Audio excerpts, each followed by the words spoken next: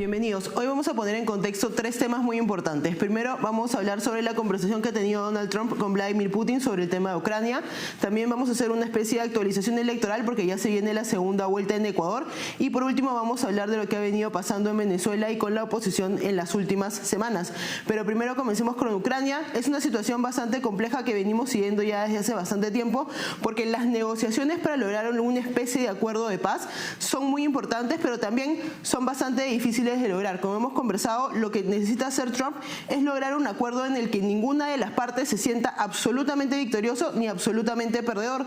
Lo que ha venido ocurriendo en los últimos días es que se logró que Zelensky se siente en la mesa de negociación. Algunos emisarios del gobierno de Vladimir Putin decían que Rusia no iba a querer sentarse a menos que sea un acuerdo mucho más comprensivo, pero lo que parece haber ocurrido en los últimos días es que la conversación entre Trump y Putin ha sido mejor de lo que se esperaba. Parece que el gobierno ruso ha aceptado alguna especie de cese al fuego, aunque todavía hay algunos detalles que son necesarios en todo caso para que se comience a implementar. Hay bastantes dudas, bastantes críticas de si efectivamente se va a lograr un acuerdo de este tipo. Hay bastante que analizar y para analizar ese tema nos acompaña desde Corrientes, Argentina, el analista político Alberto Medina. Bienvenido, Alberto. Gracias por la invitación, como siempre. Y también nos acompaña desde Lima, Perú, el analista político y economista Werner Schuller. Bienvenido, Werner. Muchas gracias, encantado de estar en el programa.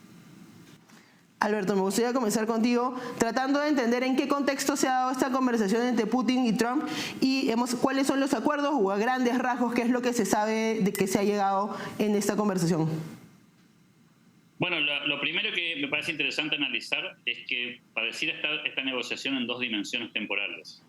Hay una negociación de corto plazo, el cese al fuego, por 30 días, y hay una negociación de mediano plazo, de largo plazo, que interesa a todas las partes, pero fundamentalmente a Ucrania y Rusia, que no están preocupados solamente por lo que pueda pasar en los próximos 30 días, que sería un logro político para Estados Unidos y en particular para la presidencia de Trump, de conseguir una suerte de paz, aunque fuera transitoria, pero lo que está poniendo trabas en la conversación y en la discusión es justamente el mediano plazo, es decir, la sustentabilidad de esos 30 días y que no se convierta simplemente en un paso previo a un regreso a la guerra, lo cual obviamente sería mucho peor que el inicio de la conversación.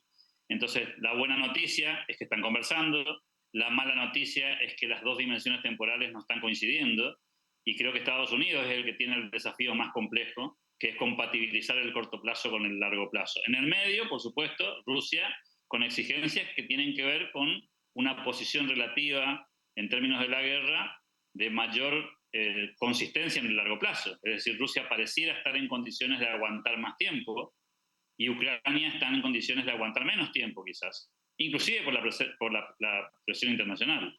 Entonces creo que hay que mirar toda esta negociación con varios prismas, no con uno solo, y no solamente prestarle atención a las exigencias de Putin y eventualmente de Zelensky, sino en cómo pueden compatibilizarse estas cuestiones entre el corto plazo y el mediano plazo, lo cual no lo veo fácil, en la medida que Estados Unidos no arranque pensando parecido. Es decir, que no piense solamente en los 30 días, sino que piense en cómo darle longevidad a este acuerdo. El actor más complicado también va a ser lograr que Putin se siente en la mesa, porque también habría que ver qué es lo que es necesario para que Rusia acepte un acuerdo de paz en estos casos. Pero debido a la conversación que han tenido y debido también a otros eventos, por ejemplo, hubo un bombardeo ruso hace pocas horas en Ucrania. Eso parecía indicar que Putin tal vez no se estaba tomando tan en serio las negociaciones de paz. Se dice desde los medios que tal vez no es un acuerdo o no es un cese al fuego que está completamente firmado en piedra. Werner, sobre esto, ¿tú crees que las conversaciones ya en sí mismas con Putin son un suficiente avance al acuerdo de paz, o también miras con escepticismo lo que puede hacer Putin y cómo puede haber entendido esta negociación? Bueno, no es que sea suficiente, evidentemente, pero es un primer paso. Hasta antes de esto no existían oportunidades. Hay que acordarnos que desde el comienzo de la invasión rusa a Ucrania se empezó a hablar un tanto ilusoriamente de acuerdos de paz. Erdogan en Turquía, recuerden, estamos hace 3 años de esto, y se decía que iban a haber negociaciones y de paz, pero la verdad es que jamás se sentaron a la mesa realmente, y pues estamos en un proceso de guerra devastador. para Ucrania y también tremendamente desgastante, y digo tremendamente y lo subrayo, para Rusia. Pero yo decía, sí, es un primer paso.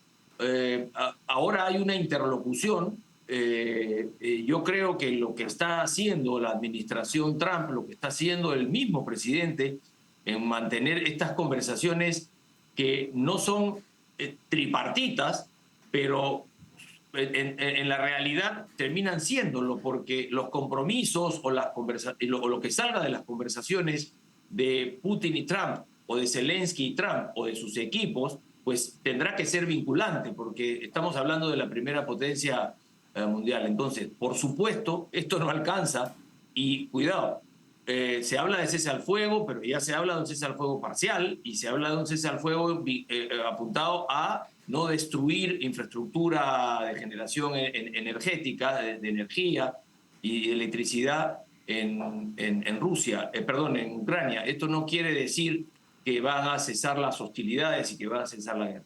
Pero vuelvo a lo mismo, es el primer paso, creo que es auspicioso, hay que tener claro que es muy complejo esto. No es una salida fácil la que se tiene, porque además de Rusia y además de Ucrania, tenemos que entender que y Estados Unidos, hay otro jugador, que es la Unión Europea, ¿no? Y más que Unión Europea, Europa en general, para incluir al Reino Unido allí, que tiene también un rol importante.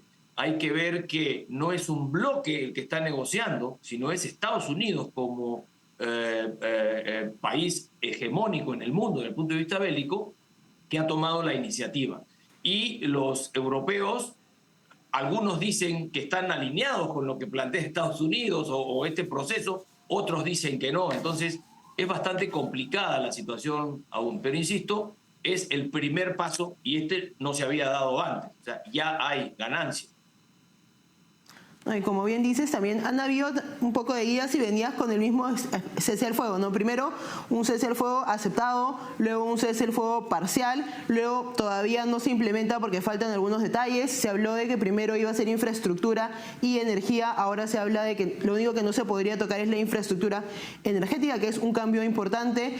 Alberto, sobre esto, ¿qué es lo que necesitaría Rusia o qué crees que va a exigir Rusia a cambio de un alto al fuego, aunque sea temporal, real?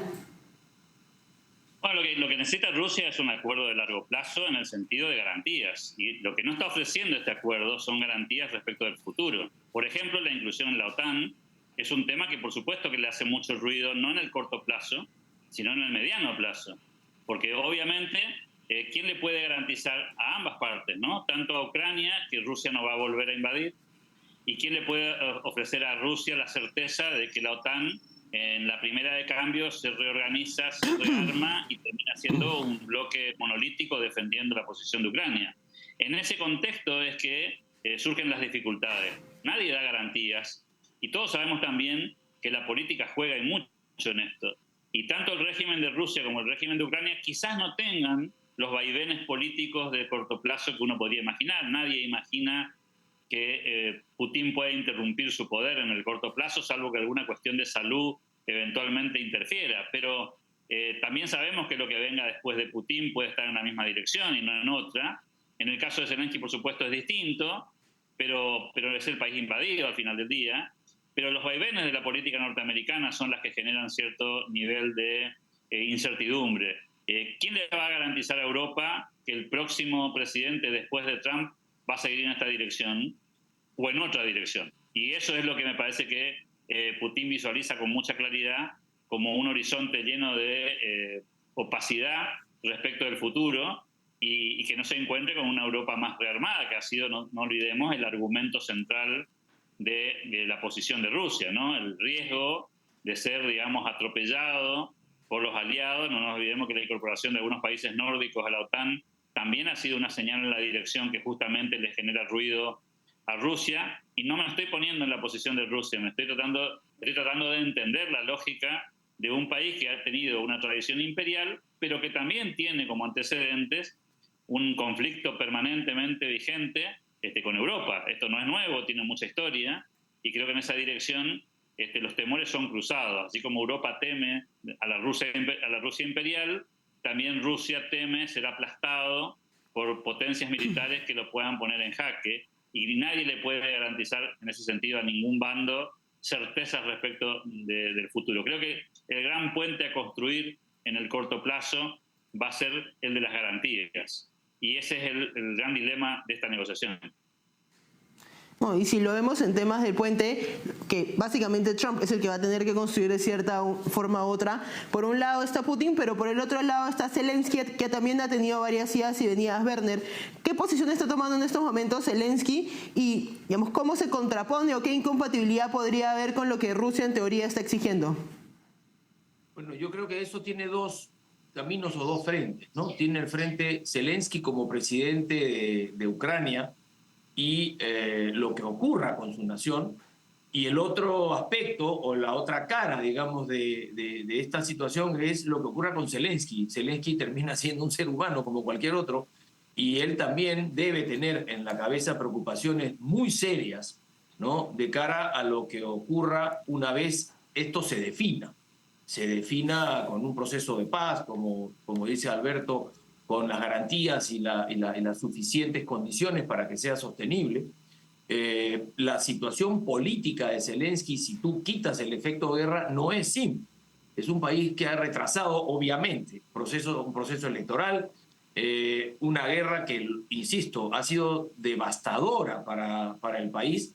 El efecto en la población, en la ciudadanía rusa ha sido tremendo. Ya mucha gente no se acuerda de la tremenda emigración que ha generado esta guerra. Hay ucranianos por todo el mundo. Entonces, yo creo que la posición de Zelensky es muy complicada.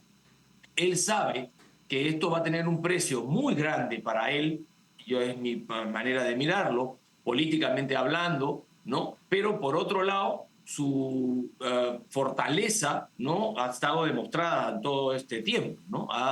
Creo que ha puesto siempre la cara, y está claro que él está peleando por una posición que no termine de mutilar, si se quiere, a Ucrania.